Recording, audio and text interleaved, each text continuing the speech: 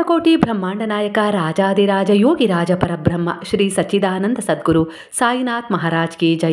ಗುರುವಿನ ಪಾದಾರವಿಂದಗಳಿಗೆ ವಂದಿಸುತ್ತಾ ನಮಸ್ತೆ ಸ್ನೇಹಿತರೆ, ಹೇಗಿದ್ದೀರಾ? ಚೆನ್ನಾಗಿದ್ದೀರಾ? ನಾನು ಕೂಡ ಚೆನ್ನಾಗಿದ್ದೀನಿ ಸ್ನೇಹಿತರೆ. ನೋವು ಒಂದು ಸಂಕೇತವಾಗಿದೆ ನಾವು ಜೀವಂತವಾಗಿದ್ದೀವಿ ಅನ್ನೋದಕ್ಕೆ, ಹಾಗೆ ಸಮಸ್ಯೆ ಕೂಡ ಒಂದು ಸಂಕೇತವಾಗಿದೆ ನಾವು ಬಲಶಾಲಿಯಾಗಿದ್ದೀವಿ ಅನ್ನೋದಕ್ಕೆ ಅಲ್ವಾ? ಹಾಗೆ ನಮ್ಮ ದಿನನಿತ್ಯದ ಒಂದು ಪ್ರಾರ್ಥನೆ ಕೂಡ ಒಂದು ಸಂಕೇತವಾಗಿದೆ ನಾವು ಈ ಪ್ರಪಂಚದಲ್ಲಿ ಒಬ್ಬಂಟಿಯಲ್ಲ ಅನ್ನುವುದಕ್ಕೆ ಅಲ್ವಾ ಸ್ನೇಹಿತರೆ? ಒಂದು ಆಶ್ರಮ ಇರುತ್ತೆ, ಆಶ್ರಮದಲ್ಲಿ ಒಬ್ಬ ಗುರುಗಳಿರ್ತಾರೆ, ಹಾಗೆ ಆ ಗುರುಗಳಿಗೆ 100 ಜನ ಶಿಷ್ಯರಿರ್ತಾರೆ ಸ್ನೇಹಿತರೆ. ಆ ಶಿಷ್ಯರಲ್ಲಿ ಒಬ್ಬ ತುಂಬ ಅಹಂಕಾರಿ ಶಿಷ್ಯ ಇರ್ತಾನೆ. ಅವನು ತುಂಬ ಬುದ್ಧಿವಂತ ಆಗಿರ್ತಾನೆ, ಅದಕ್ಕೆ ಅವನಿಗೆ ತುಂಬ ಅಹಂಕಾರ ಇರುತ್ತೆ. ನನಗೆ ಎಲ್ಲ ಪ್ರಶ್ನೆಗಳಿಗೆ ಉತ್ತರ ಗೊತ್ತು, ನಾನು ಎಲ್ಲವನ್ನ ಕಲ್ತ್ಬಿಟ್ಟಿದ್ದೀನಿ ಅಂತ ಹೇಳಿ ತಿಳಿದಿದೆ ಅನ್ನುವ ಅಹಂಕಾರ ಇರುತ್ತೆ, ಅಹಂ ಕೂಡ ಇರುತ್ತೆ. ಅವನು ಇನ್ನುಳಿದ ಶಿಷ್ಯರನ್ನ ತುಚ್ಛವಾಗಿ ಕಾಣ್ತಾ ಇರ್ತಾನೆ, ಮನ ಬಂದಂತೆ ಅವ್ರ ಜೊತೆಗೆ ವರ್ತಿಸ್ತಾ ಇರ್ತಾನೆ, ಮಾತಾಡ್ತಾ ಇರ್ತಾನೆ. ಅವರ ಮನಸ್ಸಿಗೆ ದುಃಖವಾಗುವ ಹಾಗೆ, ಬೇಸರವಾಗುವ ಹಾಗೆ ಪದೇ ಪದೇ ಅವರನ್ನ ನಿಂದಿಸ್ತಾ ಇರ್ತಾನೆ, ಅವಮಾನಿಸ್ತಾ ಇರ್ತಾನೆ.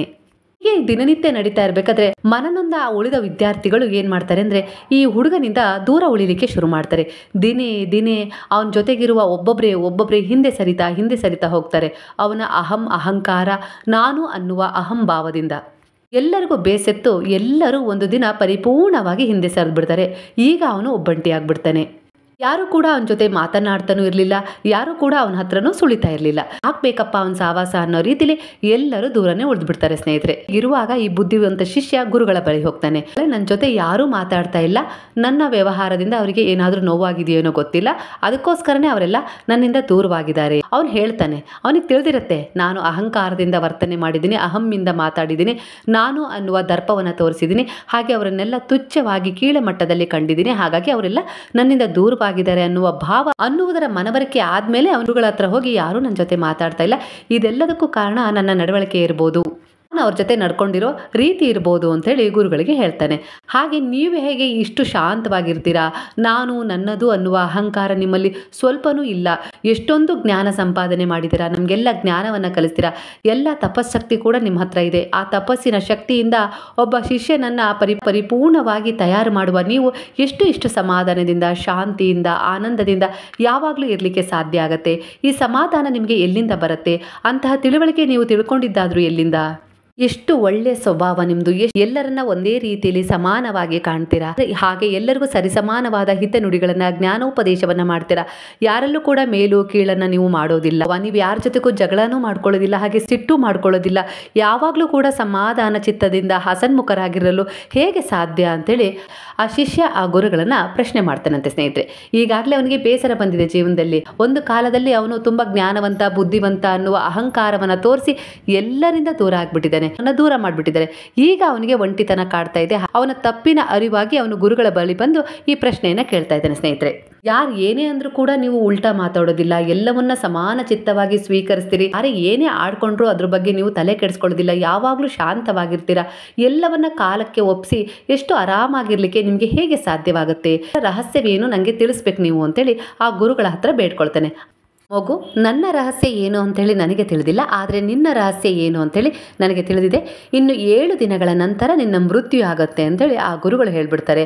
ಈ ಶಿಷ್ಯನಿಗೆ ಅತೀವ ನೋವು ಆಗೋದ್ರ ಜೊತೆಗೆ ಗಾಬರಿನೂ ಆಗುತ್ತೆ, ದುಃಖನೂ ಆಗುತ್ತೆ, ಭಯನೂ ಆಗುತ್ತೆ. ಆಶ್ರಮದಲ್ಲಿ ಈ ವಿಚಾರವನ್ನ ಬೇರೆ ಯಾರು ಹೇಳಿದ್ರು ಕೂಡ ಅವ್ನು ನಂಬ್ತಿರ್ಲಿಲ್ಲ, ಆದರೆ ಅವನು ಆ ಗುರುಗಳನ್ನ ಅಷ್ಟರ ಮಟ್ಟಿಗೆ ನಂಬಿರ್ತಾನೆ. ಅಂದರೆ ಅವರು ದೈವಿ ಪುರುಷರು ಅಂತಾನೆ ನಂಬಿರ್ತಾನಲ್ಲ, ಹಾಗಾಗಿ ಆ ಗುರುಗಳ ಮಾತಲ್ಲಿ ಅವನಿಗೆ ದೃಢವಾದ ವಿಶ್ವಾಸ ಇರುತ್ತೆ. ಅವನಿಗೆ ಆತಂಕ, ಭಯ ಎರಡೂ ಕೂಡ ಶುರುವಾಗ್ಬಿಡುತ್ತೆ ಸ್ನೇಹಿತರೆ. ಅವ್ರ ಗುರುಗಳು ವಿದ್ವಾನರಾಗಿದ್ರಲ್ಲ, ಭೂತ, ವರ್ತಮಾನ, ಭವಿಷ್ಯತ್ ಕಾಲವನ್ನು ತಿಳಿದಿದ್ದ ಆ ಗುರುಗಳೇ ಹೇಳ್ಬಿಟ್ರಲ್ಲ, ಇವನಿಗೆ ಗಾಬರಿ ಆಗ್ಬಿಡುತ್ತೆ. ಗುರುಗಳು ಹೇಳಿದ ಮೇಲೆ ಆ ವಿಚಾರ ಸತ್ಯ ಬಿಡು, ಖಂಡಿತ ನನ್ನ ಮೃತ್ಯು 7 ದಿನಗಳ ನಂತರ ಆಗತ್ತೆ ಅಂತೇಳಿ ಗುರುಗಳಿಗೆ ವಂದಿಸುತ್ತಾ ಆ ಗುರುಗಳ ಕೊಠಡಿಯಿಂದ ಹೊರಗೆ ಹೋಗ್ತಾನೆ. ಗುರುಗಳ ಕೊಠಡಿಯಿಂದ ಹೊರಗೆ ಹೋಗ್ತಿದ್ದ ಅವನಿಗೆ ಒಬ್ಬ ಗೆಳೆಯ ಎದುರಾಗ್ತಾನೆ. ಅಂದರೆ ಇನ್ನುಳಿದ 99 ಜನರು ಅವನಿಗೆ ಗೆಳೆಯರ ರೀತಿಯೇ ಇದ್ರು. ಇವನ ವರ್ತನೆಯಿಂದ ಅವ್ರು ದೂರ ಆಗಿದ್ರು. ಮೊದಲನೆಯದಾಗಿ ಯಾರು ಇವನ ಕಣ್ಣಿಗೆ ಬೀಳ್ತಾನೋ ಅವನ ಎದುರಿಗೆ ಹೋಗಿ ನಮ್ರತೆಯಿಂದ, ವಿನಯದಿಂದ ಕೈ ಮುಗಿತಾ ಹೇಳ್ತಾನೆ, ನನ್ನಿಂದ ಹಿಂದೆ ಏನೋ ತಪ್ಪುಗಳಾಗಿದ್ದಾವೆ, ತಿಳಿಯದೋ ನಾನು ನಿನ್ನ ಹತ್ರ ಕೆಟ್ಟದಾಗಿ ವರ್ತನೆ ಮಾಡಿದ್ದೀನಿ, ದಯವಿಟ್ಟು ಕ್ಷಮಿಸ್ಬಿಡು ಅಂತೇಳಿ ಈ ರೀತಿಯಾಗಿ ಹೇಳಕ್ಕೆ ಶುರು ಮಾಡ್ತಾನೆ. ಯಾರೆಲ್ಲ ಸಿಗ್ತಾರೋ ಪ್ರತಿಯೊಬ್ಬರ ಹತ್ರನೂ ನಾನು ಏನೋ ತಪ್ಪು ಮಾಡಿಬಿಟ್ಟೆ, ನಾನೇ ಎಲ್ಲ ತಿಳ್ಕೊಂಡಿದ್ದೀನಿ ಅನ್ನೋ ಅಹಂಕಾರದಿಂದ ಮಾತಾಡಿಬಿಟ್ಟೆ, ದಯವಿಟ್ಟು ಕ್ಷಮಿಸ್ಬಿಡ್ರಿ ಅಂತ ಹೇಳ್ತಾನೆ. ಹಾಗೆ ನಿಮ್ಮ ಯೋಗ್ಯತೆಯನ್ನು ಅಳೆದ್ಬಿಟ್ಟೆ, ನಾನೊಬ್ಬನೇ ಜಾಣ, ನಾನೊಬ್ಬನೇ ಬುದ್ಧಿವಂತ, ನನ್ನ ಕೈಯಿಂದನೇ ಎಲ್ಲ ಸಾಧ್ಯ ಆಗೋದು, ನಾನು ಹೇಳ್ಕೊಟ್ರೆ ನೀವೆಲ್ಲ ಕಲಿಯೋದು ಅನ್ನೋ ಮಟ್ಟದಲ್ಲಿ ನಾನು ನಿಮ್ಮ ಹತ್ರ ಎಲ್ಲ ವರ್ತನೆ ಮಾಡಿಬಿಟ್ಟೆ, ದಯವಿಟ್ಟು ನನ್ನನ್ನು ಕ್ಷಮಿಸ್ಬಿಡ್ರಿ ಅಂತ ಹೇಳಿ ಅವ್ರ ಹತ್ರ ಎಲ್ಲ ಅಂಗಲಾಚಿ ತಪ್ಪಾಯಿತು, ನಾನು ನಿಮ್ಮ ಹತ್ರ ಅಹಂಕಾರದಿಂದ ವರ್ತನೆ ಮಾಡಿದೆ, ನಿಮ್ಮನ್ನು ತುಚ್ಛವಾಗಿ ಕಂಡೆ, ಕೀಳುಮಟ್ಟದ ದೃಷ್ಟಿಯಿಂದ ನಿಮ್ಮನ್ನು ನೋಡಿದೆ, ನಿಮ್ಮ ಯೋಗ್ಯತೆಯನ್ನು ಆಳದೆ, ದಯವಿಟ್ಟು ಕ್ಷಮಿಸ್ರಿ ಅಂತ ಹೇಳಿ ಪ್ರತಿಯೊಬ್ಬರನ್ನು ಕೇಳ್ತಾನೆ. 7 ದಿನಗಳಲ್ಲಿ ಕ್ಷಮಾಪಣೆಯನ್ನು ಕೇಳ್ತಾನೆ ಸ್ನೇಹಿತರೆ. ಹಾಗೆ ನೆನಪು ಮಾಡ್ಕೊಂಡು ಯಾರಿಗೆ ನಾನು ಯಾವ ಸಮಯದಲ್ಲಿ ಏನು ಹೇಳಿ ದುಃಖ ಕೊಟ್ಟಿದ್ದೀನೋ ಅನ್ನೋದನ್ನು ನೆನಪು ಮಾಡ್ಕೊಂಡು ಎಲ್ಲರ ಹತ್ರನೂ ಕ್ಷಮೆ ಯಾಚಿಸ್ತಾನೆ. 7 ದಿನಗಳಲ್ಲಿ ಅವನಿಗೆ ಯಾವುದೇ ರೀತಿ ಸಿಟ್ಟು ಬರೋದಿಲ್ಲ. ಸಿಟ್ಟು ಬಂದರೂ ಕೂಡ ಅದನ್ನು ನುಂಗ್ಕೊಳ್ತಾನೆ. ಯಾರ ಹತ್ರನೂ ಕೂಡ ಉಲ್ಟಾ ಮಾತಾಡೋದಿಲ್ಲ, ಯಾರೆದುರಿಗೂ ಕೂಡ ಅಹಂಕಾರದ ವರ್ತನೆಯನ್ನು ಮಾಡೋದಿಲ್ಲ, ನಾನು ಅನ್ನೋ ಅಹಮ್ಮನ್ನು ತೋರಿಸೋದಿಲ್ಲ. ಈ ರೀತಿ ಎಲ್ಲ ಅವುಗಳನ್ನು ಅದುಮಿ ಹಿಡ್ಕೊಂಡು ಅವನು ಎಲ್ಲರ ಹತ್ರ ಕ್ಷಮೆಯನ್ನು ಯಾಚಿಸ್ತಾನೆ ಸ್ನೇಹಿತರೆ. ಕೊನೆಯ 7 ದಿನಗಳಾದ ನಂತರ ಕೊನೆಯ ಬಾರಿಗೆ ಗುರುಗಳ ಹತ್ರ ಬಂದು ಗುರುಗಳಿಗೆ ಅಂತಿಮ ನಮನವನ್ನು ಸ್ವೀಕರಿಸಿರಿ ಅಂತೇಳಿ ಅವರ ಪಾದಗಳ ಮೇಲೆ ಶರಣಾಗಿ ಪ್ರಾರ್ಥಿಸ್ಕೊಳ್ತಾನೆ. ನೀವು ಭವಿಷ್ಯವಾಣಿ ನುಡಿದಿದ್ದೀರಾ, 7 ದಿನಗಳ ನಂತರ ನಿನ್ನ ಸಾವು ಅಂಥೇಳಿ. ಅದೇ ರೀತಿ ನಾನು 7 ದಿನಗಳ ನಂತರ ನಿಮ್ಮ ಹತ್ರ ಬಂದಿದ್ದೀನಿ, ಕೊನೆಯ ಬಾರಿಗೆ ಅಂತಿಮ ನಮನವನ್ನು ಸಲ್ಲಿಸೋಣ ಅಂತೇಳಿ ಗುರುಗಳಲ್ಲಿ ಪ್ರಾರ್ಥನೆಯನ್ನು ಮಾಡ್ಕೊಳ್ತಾನಂತೆ ಸ್ನೇಹಿತರೆ. ಆಗ ಗುರುಗಳು ಆ ಶಿಷ್ಯನನ್ನು ಕೇಳಿದ್ರಂತೆ, ಈ 7 ದಿನಗಳಲ್ಲಿ ನಿನಗೇನಾದರೂ ಕೋಪ ಬಂತಾ, ಯಾರಿಗಾದರೂ ಇಲ್ಲ ಸಲ್ಲದ ಮಾತುಗಳನ್ನು ಆಡ್ದ್ಯಾ, ಹಾಗೆ ಯಾರಿಗಾದರೂ ಉಲ್ಟಾ ಮಾತಾಡ್ದ್ಯಾ, ಯಾರಿಗಾದರೂ ಅಹಂಕಾರದಿಂದ ವರ್ತನೆಯನ್ನು ತೋರಿಸ್ದ್ಯಾ, ಅಹಮ್ಮಿನಿಂದ ಮಾತಾಡ್ದ್ಯಾ, ನಾನು ಅನ್ನುವ ಭಾವವನ್ನು ತೋರಿಸಿ ಯಾರ ಹತ್ರನಾದರೂ ಮಾತಾಡ್ದ್ಯಾ? ಆ ಶಿಷ್ಯ ಆಗ ಹೇಳ್ತಾನೆ, ಇಲ್ಲ ಗುರುಗಳೇ, ನಾನು ಎಲ್ಲರ ಹತ್ರನೂ ಹೋಗಿ ನಾನು ಹಿಂದೆ ಮಾಡಿದ ವರ್ತನೆಯಿಂದ ನಿಮ್ಗೇನಾದರೂ ನೋವಾಗಿದ್ರೆ ಕ್ಷಮಿಸ್ಬಿಡ್ರಿ ಅಂತ ಹೇಳಿ ಎಲ್ಲರ ಹತ್ರನೂ ಕ್ಷಮೆಯನ್ನು ಯಾಚಿಸಿದ್ದೀನಿ, ಅಂತಿಮ ದರ್ಶನಕ್ಕಾಗಿ ನಿಮ್ಮ ಬಳಿ ಬಂದಿದ್ದೀನಿ ಅಂತೇಳಿ ಆ ಹುಡುಗ ಹೇಳ್ತಾನೆ. ಗುರುಗಳು ಆಗ ಹೇಳ್ತಾರೆ, ನೀನು ಹಿಂದೆ ನನ್ನನ್ನು ಒಂದು ಪ್ರಶ್ನೆ ಮಾಡಿದ್ಯಲ್ಲ, ನೀವು ಈ ರೀತಿಯೆಲ್ಲ ನಿರ್ಮಲವಾಗಿರಲಿಕ್ಕೆ ಹೇಗೆ ಸಾಧ್ಯ ಅಂತ ಹೇಳಿ, ಇದೇ ನನ್ನ ನಿರ್ಮಲತೆಯ ಕಾರಣ. ನಿರ್ಮಲವಾಗಿರುವ, ಶಾಂತವಾಗಿರುವ, ಹಸನ್ಮುಖವಾಗಿರುವ, ಸಮಾಧಾನ ಚಿತ್ತದಿಂದ ಇರುವ ರಹಸ್ಯವಾಗಿದೆ ಅಂತೇಳಿ ಆ ಶಿಷ್ಯನಿಗೆ ಆ ಗುರುಗಳು ಹೇಳ್ತಾರಂತೆ ಸ್ನೇಹಿತರೆ. ನಾನು ಇದನ್ನೇ ನೆನೆದು ಜೀವನವನ್ನು ಮಾಡ್ತೀನಿ, ಈ ಕ್ಷಣವೇ ನನ್ನ ಮೃತ್ಯುವಾಗಿರ್ಬೋದು, ಹಾಗಾಗಿ ಅದನ್ನು ಯೋಚಿಸಿ ಚಿಂತಿಸಿ ನಾನು ಯಾರಿಗೂ ಕೂಡ ಯಾವುದೇ ರೀತಿ ಶಾಪವನ್ನು ಹಾಕೋದಿಲ್ಲ, ಕೆಡುಕನ್ನು ಬಯಸೋದಿಲ್ಲ, ಇಲ್ಲ ಅಹಮ್ಮಿನಿಂದ ಅಹಂಕಾರದಿಂದ ವರ್ತನೆಯೂ ಮಾಡೋದಿಲ್ಲ, ಈ ಕ್ಷಣವೇ ನನ್ನ ಮೃತ್ಯುವಾಗಿರ್ಬೋದು, ಅದೇ ಕಾರಣದಿಂದ ನಾನು ಯಾರಿಗೂ ಕೂಡ ಕೆಟ್ಟದನ್ನು ಬಯಸೋದಿಲ್ಲ, ಕೆಟ್ಟದನ್ನು ಮಾಡೋದಿಲ್ಲ, ಹಾಗೆ ಅಹಂಕಾರ ಅಹಮ್ಮಿನಿಂದ ನಾನು ವರ್ತನೆಯನ್ನು ಮಾಡೋದಿಲ್ಲ ಅಂತೇಳಿ ಆ ಗುರುಗಳು ಹೇಳ್ತಾರಂತೆ ಸ್ನೇಹಿತರೆ ಆ ಶಿಷ್ಯನಿಗೆ. ಹಾಗಾಗಿ ನಾನು ಯಾವಾಗಲೂ ಎಲ್ಲರಿಗೂ ಒಳ್ಳೆಯದನ್ನೇ ಮಾಡ್ತೀನಿ, ಒಳ್ಳೆಯದನ್ನೇ ಬಯಸ್ತೀನಿ, ಒಳ್ಳೆಯದನ್ನೇ ಹೇಳ್ತೀನಿ ಅಂತ ಹೇಳಿ ಗುರುಗಳು ಹೇಳ್ತಾರೆ.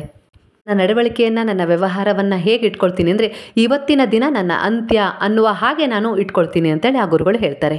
ಇದೇ ನನ್ನ ಅಂತಿಮ ದಿನ ಅಂತೇಳಿ ನಾನು ಅಂದ್ಕೊಂಡಿರ್ತೀನಿ, ನಿನಗೆ ಕೂಡ ನಾನು ಭವಿಷ್ಯವಾಣಿಯನ್ನು ಸುಳ್ಳಾಗಿ ಹೇಳಿದ್ದೀನಿ, ನೀನು ತುಂಬ ವರ್ಷಗಳ ಕಾಲ ಬದುಕಿ ಬಾಳ್ತೀಯ ಮಗು, ಏನು ಚಿಂತೆ ಮಾಡಬೇಡ ಅಂತೇಳಿ ಆ ಗುರುಗಳು ಹೇಳ್ತಾರಂತೆ.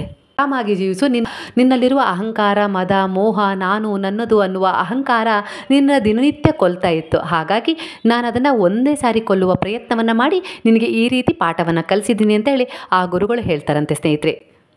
ಈ ಕತೆ ಸಣ್ಣದಾಗಿರ್ಬೋದು, ಇದು ಗುರು ಶಿಷ್ಯರ ಕತೆ ಅಲ್ಲ, ಈ ನಿಮ್ಮ ಜೀವನದಲ್ಲಿ ನಡೀತಾ ಇರೋ ದಿನನಿತ್ಯದ ಕಥೆಯೇ ಆಗಿದೆ ಸ್ನೇಹಿತರೆ. ನಿಮ್ಮ ಜೊತೆಗಿರುವುದು ಕೂಡ 7 ದಿನ ಸ್ನೇಹಿತರೆ.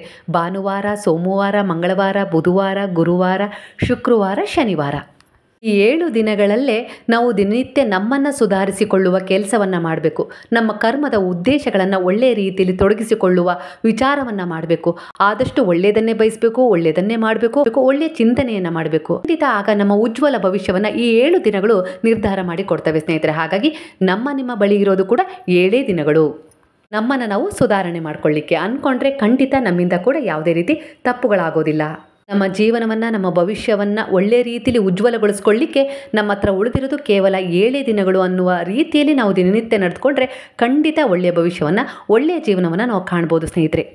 7 ದಿನಗಳು ನಮ್ಮ ಭವಿಷ್ಯವನ್ನು, ನಮ್ಮ ಜೀವನವನ್ನು ಸುಧಾರಿಸಲಿಕ್ಕೆ ದಿನಗಳು ಉಳಿದಿದ್ದಾವೆ. ನಮ್ಮ ಭವಿಷ್ಯವನ್ನು, ನಮ್ಮ ಜೀವನವನ್ನು ಸುಧಾರಿಸ್ಕೊಳ್ಳಿಕ್ಕೆ ಅನ್ನುವ ನಂಬಿಕೆ ದೃಢವಾಗಿ ಇದ್ದು ನಾವು ಜೀವನದಲ್ಲಿ ಒಳ್ಳೆಯ ಕರ್ಮದ ಉದ್ದೇಶಗಳನ್ನು ಮಾಡ್ತಾ ನಾವು ಸಾಗಿದರೆ ಖಂಡಿತ ನಮ್ಮ ಜೀವನದಲ್ಲಿ ಒಳ್ಳೆಯ ರೀತಿಯ ಒಂದು ಚಮತ್ಕಾರ ಆಗೇ ಆಗುತ್ತೆ ಸ್ನೇಹಿತರೆ. ಅಹಂಕಾರ ಪವಾಡವನ್ನು ನಮ್ಮ ಜೀವನದಲ್ಲಿ ಬಯಸ್ತಾ ಇದ್ದೀವಿ ಅಂದರೆ ಅದಕ್ಕೆ ತಕ್ಕ ಹಾಗೆ ರೀತಿ, ನೀತಿ, ನಡವಳಿಕೆಯನ್ನು, ಒಳ್ಳೆಯ ಉದ್ದೇಶ ಹೊಂದಿದ ಕರ್ಮಗಳನ್ನು ನಾವು ಮಾಡಲೇಬೇಕಾಗತ್ತೆ ಅಲ್ವಾ ಸ್ನೇಹಿತರೆ. ನಾವು ಒಂದು ಸಮರ್ಪಣಾ ಭಾವದಿಂದ ಸಮರ್ಪಣೆಯಾದರೆ ಖಂಡಿತ ಈ ಬ್ರಹ್ಮಾಂಡ ಆಗಿರ್ಬೋದು, ನಾವು ನಂಬಿದ ದೇವರು, ಗುರು ಎಲ್ಲರೂ ನಮ್ಮ ಕೈ ಹಿಡಿದು ನಡೆಸ್ತಾರೆ ಸ್ನೇಹಿತರೆ.